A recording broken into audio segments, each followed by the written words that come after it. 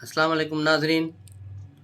मैं अब्दुल जब्बार सुमरो हाज़िर हूँ आपके programme behind the news with Abdul Jabbar Soomro के साथ।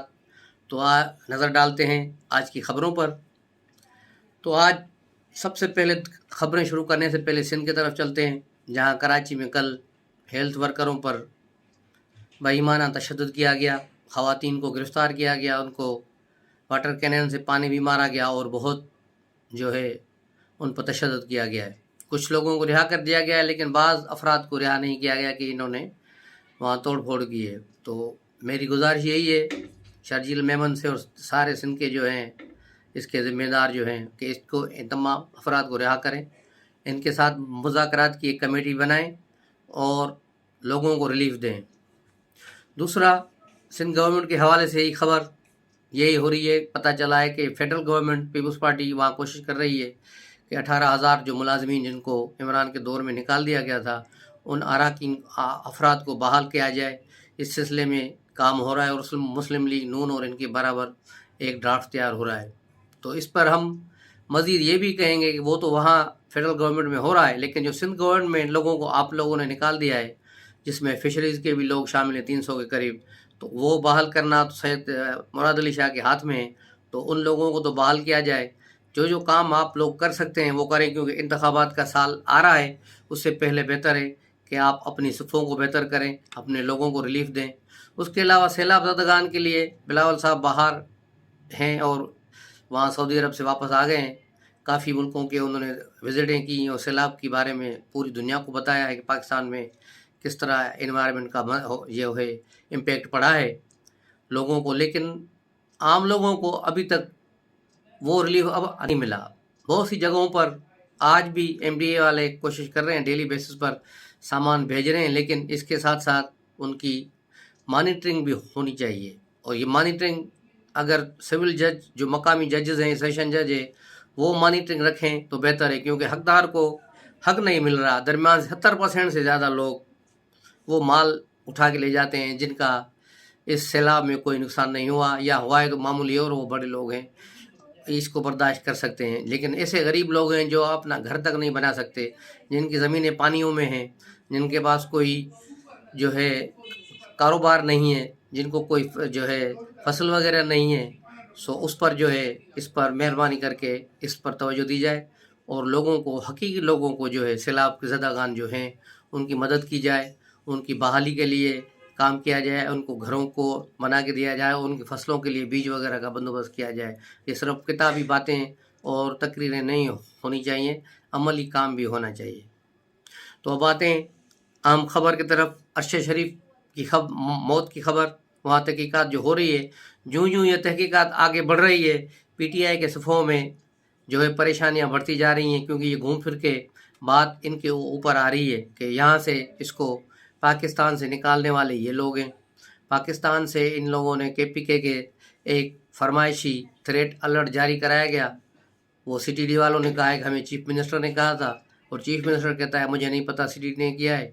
और जिनके नाम से ये अलर्ट जारी हुआ, तालिबान, उन्होंने भी जवाब दे दिया है। उन्होंने भी अपने बयान में इसकी बिल्कुल मुखालफत की और कहा कि हम अरशद शरीफ को न जानते हैं, न उसको मारना चाहते थे, ना ही हमारे हिट लिस्ट पे था। तो इस तरह ये चीज़ भी जो है ख़त्म हो गई। लेकिन अरशद शरीफ को पाकिस्तान से बाहर जाने से पहले ही उसकी केन्या की वीज़ा जो है लगवाई गई है। इसको दुबई में रखा गया 10-15 दिन। अब वहाँ की भी इसको तहकीकात होनी चाहिए कि 10-15 दिन या 20 दिन, जितने दिन भी अरशद शरीफ वहाँ रहा है दुबई में, किसके पास रहा, किस किस लोगों के साथ इसका रब्ता था, कौन लोग थे जो इसके राब्ते में थे। उसके बाद ये वहाँ चला गया नेहरू शहर में रह रहा था, एक फ्लैट की जो है अपर मंजिल है प्लाजा की, उसमें उसको फ्लैट था। तो ये आखिरी दिन जिस दिन इसकी शहादत हुई, वहाँ फार्म हाउस क्यों गया, जहाँ शूटिंग रेंज है, जहाँ पर 11 अमेरिकी थे जो ब्लैक वाटर के लोग थे, वहाँ ट्रेनिंग ले रहे थे, उस पर वहाँ किसको क्यों ले जाया गया। और फिर वापसी पर खुरम ने एक जो आम रास्ता छोड़कर एक लंबा रास्ता क्यों पकड़ा, जहाँ अरशद शरीफ पर जो मारा गया है। तो ये चीज़ें उस वक्त तक सामने नहीं आएंगी, सामने चीज़ें खुल के नहीं आएंगी जब तक खुरम और वक़ार को पाकिस्तान नहीं लाया जा सकता। जब तक ये लोग पाकिस्तान नहीं आएंगे, इनको पाकिस्तान के हवाले नहीं किया जाएगा, ये मामला उलझा रहेगा। उसके अलावा جو پاکستان میں اس کے سہولت کار سے جنہوں نے یہاں سے اس کو نکالا ہے، ان سے بھی باز پرش ہونی چاہیے، ان سے سختی سے پوچھا جانا چاہیے کہ انہوں نے یہ بھی اس سازش کا کردار تھے جن کا بنیادی مقصد صرف اور صرف ارشد شریف کا قتل نہیں تھا، لیکن ان کا اس قسم کی حرکتیں کر کے پاکستان میں ایک ڈی اسٹیبلائزیشن پیدا کرنی تھی، لیکن الحمدللہ ایسا کچھ نہیں ہوا۔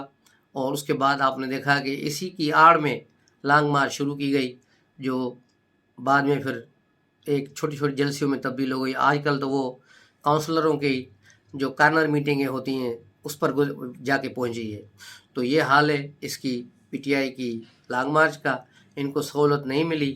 اور عمران ریاض خدا کا شکر ادا کریں کہ وہ پاکستان سے باہر نہیں گئے، اداروں نے انہیں باہر نہیں جانے دیا، روک دیا تھا، جہاز میں اتار دیا، اس پر بڑی ریدیں ہوئی تھی۔ اگر وہ باہر جاتا تو شاید ارشد شریف کی جگہ وہ شکار ہو جاتا، لیکن وہ بچ گیا، کیونکہ پاکستان میں کسی بھی صحافی کو اتنا تنگ نہیں کیا گیا کہ وہ ملک چھوڑ کے چلے جائیں۔ مقدمے میں یہ چیزیں تو چلتی رہتی ہیں۔ آپ کے دور میں 4 سالہ دور میں کتنے صحافیوں کو تنگ کیا گیا، اسد طور کو دیکھیں، ابصار عالم کو دیکھیں، خواتین جو صحافی ہیں ان کو دیکھیں، آپ کے لوگوں نے کیا ان کے ساتھ حشر کیا، جلسوں میں غریدہ فاروقی کے ساتھ کیا کیا گیا، کیا تشدد کیا گیا، اور بھی بہت کچھ ہے۔ لیکن یہ گند جو آپ کے دور میں ہوا، آپ چاہ رہے ہیں کہ ابھی بھی ہو، اور اس طرح بہرحال نہیں ہے۔ ابھی یہ ساری چیزیں کنٹرول میں ہیں۔ ارشد شریف کے بارے میں عمران خان اور ARY کا جو مالک ہے سلمان، ان دونوں سے پوچھ گچھ ہونا لازمی ہے۔ اور یہ دونوں بندے جو ہیں خرم اور وقار، یہ سلمان کے لوگ ہیں۔ وہاں فارم ہاؤس جو ہے وہ سلمان کا ہے، جہاں وہ امریکیوں کو ٹریننگ دے رہے تھے۔ اور بڑے مزے کی بات یہ ہے کہ جس دن یہ جو ہے سلسلہ ختم ہوا، جس دن یہ قتل ہوا، اسی دن ہی وہ بلیک واٹر اپنا وہاں معاہدہ ختم کر کے وہ وہاں سے چلے گئے۔ یعنی وہ ان کا بھی آخری دن تھا جس دن ارشد شریف کو قتل کیا گیا۔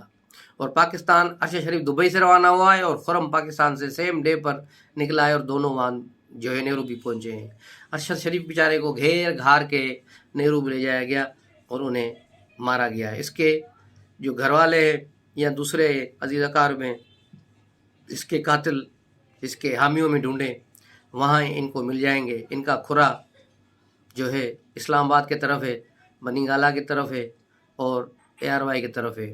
ابھی تک آپ نے دیکھا ہوگا دوسرے ٹی وی چینلز نے اپنے صحافی نیروبی بھیجے ہیں۔ جیو نیوز کا گیا ہے، DW والوں کے ہیں، وائس آف امریکہ وہاں گیا ہے، اس کے اردو والوں نے وہاں سے زبردست پروگرام کیا ہے۔ لیکن اگر کوئی نہیں گیا تو ARY نہیں گیا۔ کیوں؟ ان کا تو وہ خاص تھا ارشد شریف، تو ان کو تو اس پہ تحقیقات کرنی چاہیے تھی۔ انہوں نے اس پر تحقیقات کیوں نہیں کی؟ انویسٹیگیشن جو رپورٹ وہاں سے کیوں نہیں لی جا کے؟ تو یہ سارے سوالات ہیں جو اپنی جگہ اہمیت رکھتے ہیں۔ اور آتے ہیں اب توشہ خانہ کے ایک انوکھی واردات کی طرف۔ توشہ خانہ میں یہ کیا گیا عمران خان صاحب کے دور میں کہ کچھ گھڑیاں وہاں سے نکال کے بیچ دی گئیں، اور ان ڈبوں میں ڈبے وہی اور گھڑیاں دوسری نقلی گھڑیاں رکھی گئی ہیں، وہ چیزیں پکڑی گئی ہیں۔ عطا تارڑ نے یہ پریس کانفرنس میں بتایا، پھر بعد میں مختلف علاقوں میں بھی بات آ گئی کہ جو چوری کر کے بیچی گئی گھڑی وہ تو الگ ہے، یہ اس سے الگ کیس ہے جس میں گھڑیاں چرائی گئی ہیں اور ان کی جگہ نقلی گھڑیاں رکھی گئی ہیں۔ تو اب اس کا الزام بھی عمران خان نے لگا دیا کہ مجھے تو پتہ نہیں، ہو سکتا ہے میری بیوی پنکی نے پیرنی نے جو ہے اپنے بیٹوں کو دے دی ہوں، گفٹ دی ہوں گی، مجھے نہیں معلوم۔ تو یہ الزام بھی عمران خان نے کسی اور پہ تھوک دیا۔ یہ ہمیشہ ایسے کرتا ہے، جب اس کے سر پہ آتی ہے تو یہ الزامات دوسری جگہ منتقل کر دیتا ہے۔ عمران خان مسلسل اداروں پہ الزامات لگا رہے ہیں۔ آپ نے دیکھا کہ کل کے جلسے میں بھی اس نے آرمی چیف کی تقرری پر بات کی اور کہا کہ اس کو متنازع بنایا اور عوام کے دلوں میں ایک نئی سوچ پیدا کی کہ یہ نواز شریف کیسے اس کو مقرر کر رہا ہے، وہ تو جو ہے فرار ہے، سزا یافتہ ہے، فلاں ہے۔ اور ایک ہفتہ پہلے خود ہی کہہ رہا تھا کہ عمران خان اس کو نواز شریف کو جو سزا ہوئی یا نواز شریف کو جو نائل کیا گیا اس میں میرا کوئی ہاتھ نہیں ہے، میں اس میں شامل نہیں ہوں، یہ سب انہوں نے کیا، یعنی اسٹیبلشمنٹ میں کیا ہے۔ تو اب وہ پھر بہانہ بنا کے پھر دوسری بات کر رہا ہے۔ تو بھائی میرے، اگر وہ فرار ہے، وہ سزا یافتہ ہے، تو تم بھی نائل ہو چکے ہو۔ توشہ خانہ کیس میں، فارن فنڈنگ کیس میں تم پہ الزامات ثابت ہو چکے ہیں، تمہارے 17 جیلی اکاؤنٹ پکڑے گئے ہیں منی لانڈرنگ میں۔ تم تو کہہ رہے ہو شہباز شریف نے 11,000 कि टीटियाँ की 11 अरब की टीटियाँ वहाँ से की थी, ये किया था, लेकिन तुमने तो उससे भी ज़्यादा माल निकाला है। जो इंसाफ ट्रस्ट के नाम से अकाउंट कराची में, जिसका तुम पे एक रेफरेंस उसमें आपको नोटिस भी मिल चुका है और फ़ौरन आप भागे हैं लाहौर हाई कोर्ट में। और बड़े मज़े की बात ये है कि लाहौर हाई कोर्ट ने भी एफआई वालों को कहा है कि इसको तंग न करें। भाई इन्वेस्टिगेशन उसको करने दो ना, उसको तुम क्यों रोक रहे हो? इस बात पे मुझे मिंटो याद आ रहा है। मिंटो का एक जो बहुत बड़ा अदीब था, एक जुमले में बड़ी कहानी बता देता था। उसने शायद आज के दौर के अदालती निज़ाम पर ही बात की थी।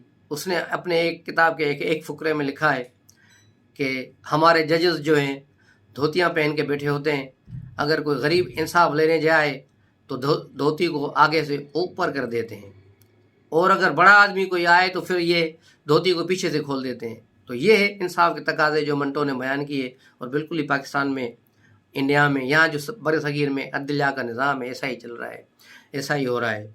तो ये सारी चीज़ें चल रही हैं।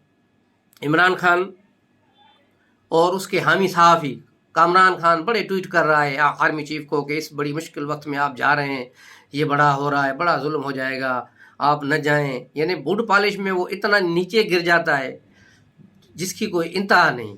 मुझे तो हैरत है, बल्कि अब तो यकीन हो गया कि कामरान खान का यहाँ तक पहुँचने का सफ़र यही बूट पॉलिश और चमचागिरी करके ये सहाफ़ी बनाए और यहाँ तक पहुँचाए। कोई इन्वेस्टिगेशन जनरल नहीं है। ये सारी चीज़ें इसको एजेंसियां प्रोवाइड करती रही हैं अपने दौर में, क्योंकि ये उनका टाउट रहा है।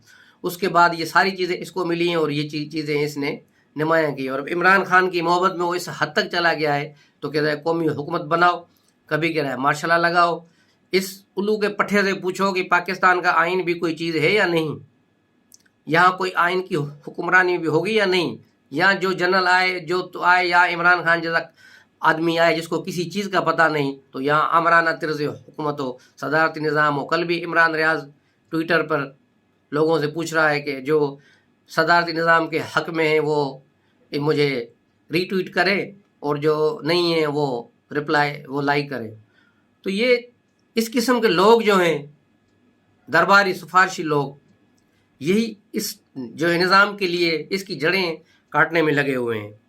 इमरान खान जो मेरिट की रट लगा रहा है, मेरिट भाई मेरिट पे होना चाहिए, आर्मी चीफ मेरिट पे होना चाहिए, फलां मेरिट पे होना चाहिए। ओ भाई तुमने कौन सी मेरिट लगाई थी? उस्मान बुज़दार को कहाँ से तुम उठा के लाए थे मेरिट पे? पिंकी पीरीनी ने तुम्हें नाम दे दिया, गोगी ने तुम्हें नाम दे दिया और तुमने उठा के उसको वज़ीर आला बना दिया। सिर्फ तुम्हारी एक मुलाकात थी उसकी, तुम खुद उसको नहीं जानते थे। सिर्फ पिंकी के जादू था कि भाई इसका नाम एन से इसको रखो, और तुमने उसको वज़ीर आला बना दिया। फिर वो अंगूठे छाप वज़ीर आला था और माल फिर गोगी बनाती रही। और तुम कहते हो, और दूसरा वो महमूद खान बिठाए उधर, वो भी बुज़दार का बड़ा भाई। तो ये लोग, इस किस्म के लोग आपने रखे। काबीना में देखें आपके साथ क्या थे, कौन से लोग थे? आपके पास 50% लोग तो आपके वज़ीर और मुशीर वो थे जो असेंबली या सेनेट के रुकन ही नहीं थे। आपने तो मुल्क में वो तबाही फेरी है जिसकी कोई इंतहा नहीं। और आप जो है मेरिट की बात करते हैं, आपको आज़म सवाती का केस याद नहीं है? किस तरह आज़म सवाती ने एक गरीब ख़ानदान को, पूरे ख़ानदान को जेल में डाल दिया था, छोटे बच्चों को छोड़ के। और जब ये चीज़ मीडिया पर हाईलाइट हुई, उसके बाद उसको मामूली तौर पे ये हुआ कि इसको वज़रा से हटा दो। चंद महीने वज़रा से हटा के फिर तुमने उसे वज़ीर बना दिया। आज़म सवाती जो अमेरिका से पाकिस्तान आया हुआ है, इसका असल नाम बशीर खान है। ये बशीरा है, वहाँ से बशीरा के नाम से क्रेडिट कार्ड का फ्रॉड करके भागा हुआ है। और ऐसा तुम्हारा मेरिट है, सारे चोर उचक्के तुम्हारी काबीना में तुमने रखे हुए हैं और तुम कहते हो कि मुझे जो है मेरिट चाहिए। तो ऐसी मेरिट है तुम्हारी। उसके अलावा शौकत तरीन को तुमने नेब से जान छुड़ाई, उसकी कितने अरब का केस था वो तुमने ख़त्म कराया। रज़ाक दाऊद की केसेस तुमने ख़त्म कराए। तुमने नेब के चेयरमैन को ब्लैकमेल करने के लिए उस औरत की वो 1 महीने तक प्राइम मिनिस्टर हाउस में आज़म खान और तुमने हफ्स भेजा में रखा और उसकी वीडियो से नेब चेयरमैन को ब्लैकमेल करते रहे और उससे अपनी पसंद के फैसले लेते रहे। और शहजाद अकबर और दूसरे लोग, ये सारे लोग तुम्हारे जो हैं इसको इस्तेमाल करते रहे। और जब तुम्हारी गवर्नमेंट गई तो जिस तरह कहते हो फलां भाग गया, तुमने भी तो भगा दिए हैं। गोगी को किसने भगाया? गोगी को तुमने भगाया, उसके शौहर को तुमने भगाया, शहजाद अकबर को तुमने भगाया। अब जो बचे खुचे लोग हैं, अभी सैफुल्लाह न्याजी को तुमने घूम करके छुपा दिया है KPK में। तो ये सारी चीज़ें किसी से ढकी छुपी नहीं है। वो तारिक शफी का है जो कराची में तुम्हारी मनी लॉन्ड्रिंग का मेन अक्यूज्ड है, वो किधर है? उसको जाहिर करो। ये सारी चीज़ें। और आते हैं अब जो थंबनेल की सबसे बड़ी खबर थी कि क्या हो रहा है।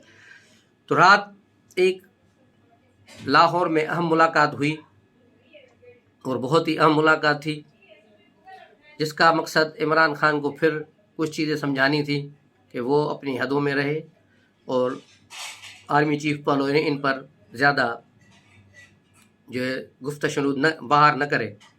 लेकिन वो इमरान खान ही क्या जो किसी की बात माने।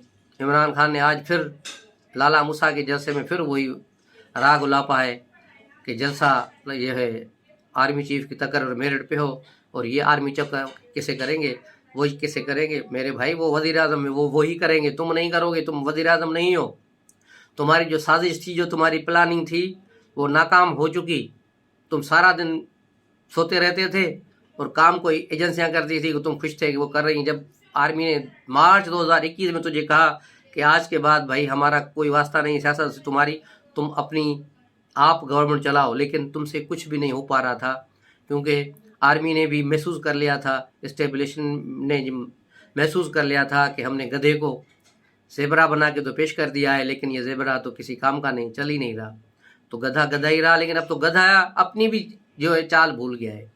तो ये चीज़ें चल रही हैं। आज भी एक अहम मुलाकात है जिसमें सदर पाकिस्तान भी है और फिर ज़ाहिर है वो इमरान खान से मिलेंगे, उनको कुछ चीज़ें बताएंगे। आर्मी चीफ के हवाले से ही ये सारी डेवलपमेंट हो रही है। लेकिन मैं आपको एक बात बताऊं, ये सारी चीज़ें लंदन से भी हैं और लंदन में शहबाज शरीफ को भी इसी वजह से रोका गया है कि ये मसला जनरल बाजवा और प्रेसिडेंट के और इनके दरमियान चल रहा है, पहले इसको फाइनल करे, उसके बाद तुम पाकिस्तान जाओगे। इस तरह शहबाज शरीफ वहाँ रुक गया है और वहाँ से जो नाम दिए गए हैं, जो फाइनल किया गया है, उस पर भी डिस्कशन के लिए इमरान खान से बातचीत हुई है। और आज इमरान खान का सदर पाकिस्तान मिलेंगे उससे, लाहौर में सदर, तो आज वो उससे जवाब लेंगे और वही फिर जो फाइनल होगा उसके बाद शायद शहबाज शरीफ पाकिस्तान के लिए रवाना हो। अब क्या होता है, क्या कुछ होता है, नवाज शरीफ कोई लचक दिखाते हैं या नहीं दिखाते, तो बाकी सारा जो है फैसला इसी पे होगा। इमरान खान जो क्या सोच रखते हैं, क्या डिसीजन करते हैं, लेकिन इमरान खान के डिसीजन को नवाज शरीफ सुपरसीड करेंगे क्योंकि असल अख्तियार और पावर तो अब शहबाज शरीफ और नवाज शरीफ के पास है। इमरान तो ऐसे ही है, तो बात वहीं होगी। और फाइनल अगर नवाज शरीफ ने इनकार कर दिया तो फिर मुल्क में इमरजेंसी भी लग सकती है, सिविल हुकूमत भी जा सकती है, अदलिया ये सारी पार्लियामेंट और ये सारी चीज़ें भी घर जा सकती हैं और एक जो है सेटअप आ सकता है अबूरी जो 6 महीने चले या अगले मेरे ख्याल में जून तक चलेगा या उसके बाद तक चले। तो ये सारी चीज़ें हैं, इसमें बहुत सी अफवाहें भी हैं, बहुत सी चीज़ें हैं, लेकिन मार्केट में सारे ये रूमर्स चल रहे हैं। तो मेरा फ़र्ज़ था कि चीज़ें आप तक पहुंचाऊं और आपको इन चीज़ों से जो है आशना करूं। और इसमें कोई आपके पास कोई इन्फॉर्मेशन और ख़बरें हों तो मेरे साथ शेयर करें, हमारे साथ जो कमेंट्स में शेयर करें ताकि हम इसको लोगों तक पहुँचाएँ। और भी कोई मसला मसाइल सिंध के, पंजाब के कहीं भी हों तो उस पर करेंगे। लेकिन पंजाब का आखिर में जाते जाते एक और मसला है, लेकिन आज व्लॉग बहुत लंबा हो गया है, लेकिन ये बताता जाऊँ कि पंजाब के सेहत में हेल्थ डिपार्टमेंट में 5000 जेली भर्तियाँ की गई हैं डेंगू के वर्करों की। उसकी तनख्वाहें कौन ले रहा है पंजाब में, इसका अभी फैसला होना है। ये खबर खुद पंजाब के एक सूबाई वजीर जो एडवाइज़र है हेल्थ के, उसने दी है। और यही सूरत हाल KPK में भी हुई है, वहाँ भर्तियाँ की गई हैं, दाइयों की जगह पे मर्द भर्ती कर दिए गए हैं KPK में। वो PTI के वर्करों को दाई बना के भर्ती कर दिया गया है, कोई 150-200, वहाँ ये करप्शन हुई है। तो ये सारी करप्शन की दास्तानें चल रही हैं।